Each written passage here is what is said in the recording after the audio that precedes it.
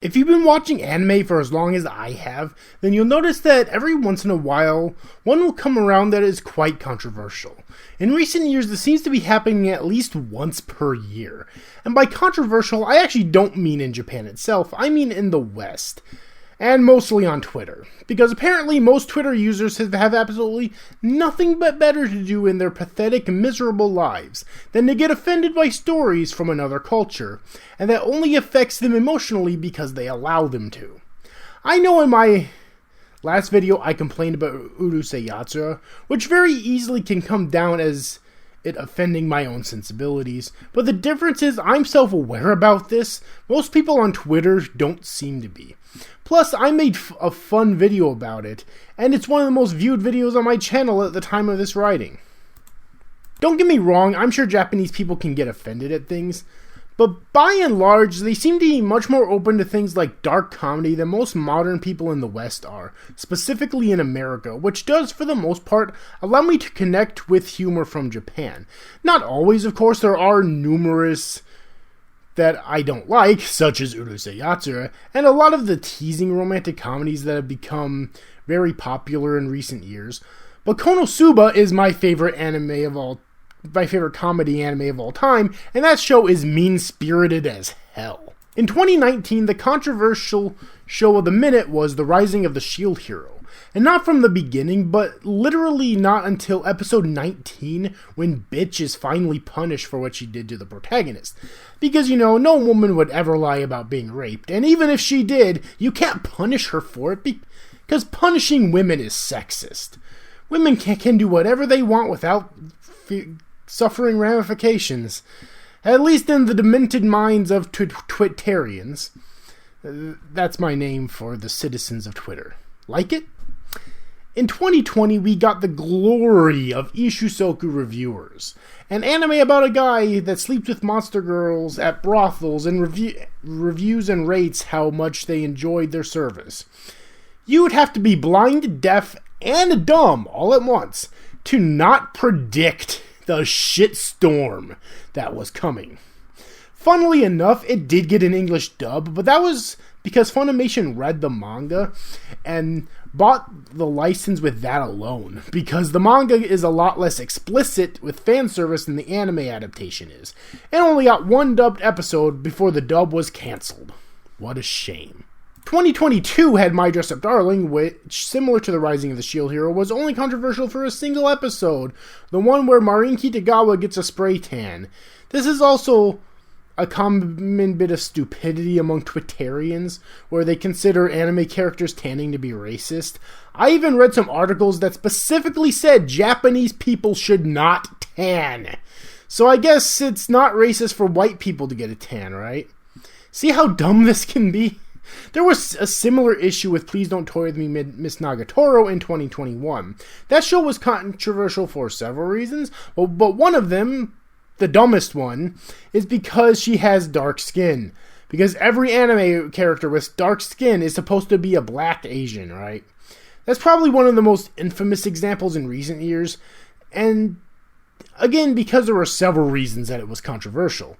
And again, even though I don't enjoy it, if you're offended by it, then you're a moron.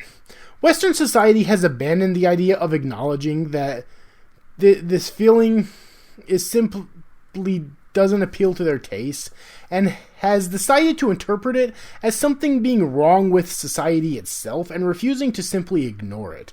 While I do still read Nagatoro, that's because I find it interesting. If I didn't, then I would be ignoring it as well, like I am with Urusei Yatsura after making that video. All of this causes them to push their beliefs onto another entire culture, which ironically is what's actually racist. Get what I'm trying to say here? And look, if you don't like an anime, that's fine. But there's a difference between not liking something and pushing those beliefs onto others.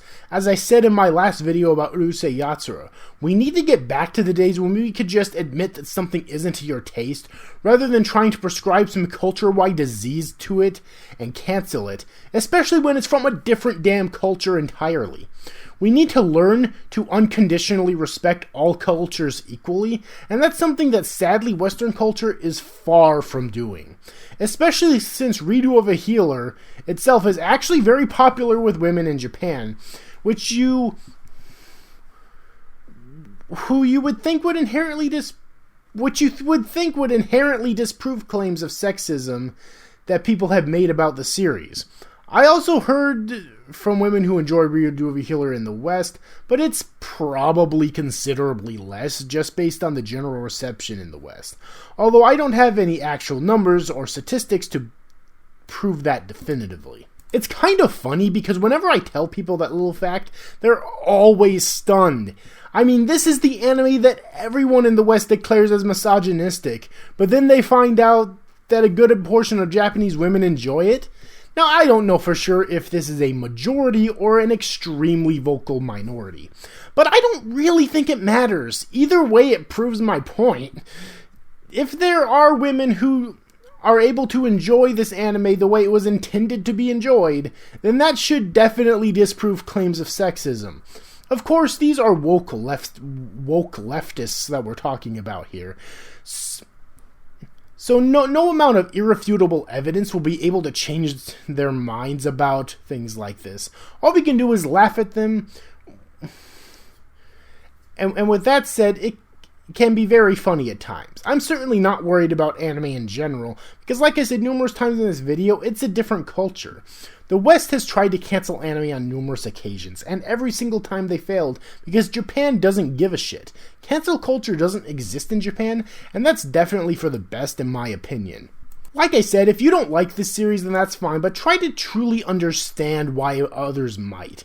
It's not made for incels, as many have said. By the way, I fucking despise that word, but that's another story.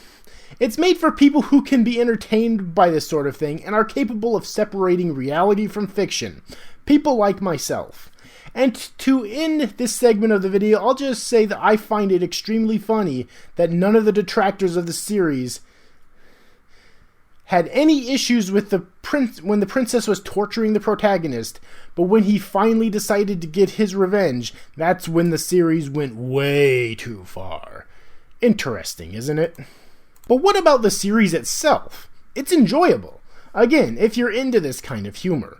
In the paragraphs above, you probably pretty easily got a deal on not only my thoughts on the backlash, but my thoughts on the series itself. I was entertained by Redo of a Hero thoroughly. It's so bad it's good. I would describe it as The Room of anime, but that description doesn't exactly fit, because unlike The Room, which was supposed to be a serious film that turned into a hilarious train wreck, Redo of a Healer was bad on purpose.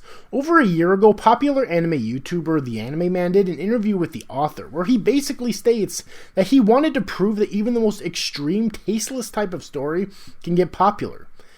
And he succeeded. In Japan, at least, because the series is very popular in Japan. The original light novels have been adapted into not only anime, but also manga as well. It probably wasn't one of the most popular anime of all time in Japan, but it was definitely popular enough to prove his point. He succeeded with what he intended to do. However much you want to hate him, I'm sure he's crying all the way to the bank. So now it's time to address the title of this video. Do I genuinely think that everybody who hates Redo of a Healer is a woke SJW?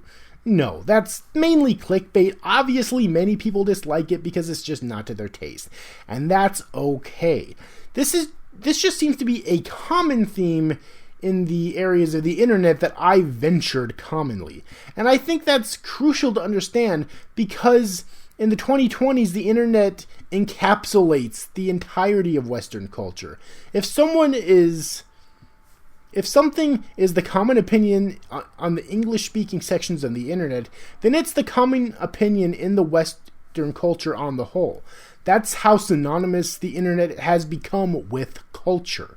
If you'd like to check out something else the author has written, I'd recommend Isekai, the Isekai, the world's finest assassin reincarnated as an aristocrat. It actually got an anime adaptation in the same year, 2021.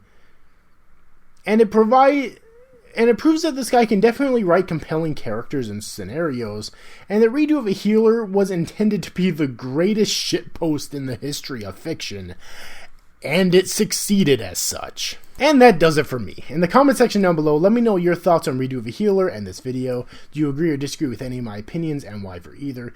If you enjoy this video, please make sure to press the like button, subscribe to my channel for more content in the future, hit the notification bell if you want to know whenever I upload a new video, because I release new videos all the time.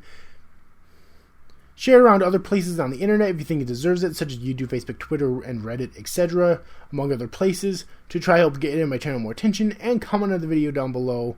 Hope you enjoyed this video, and I will see you all next time.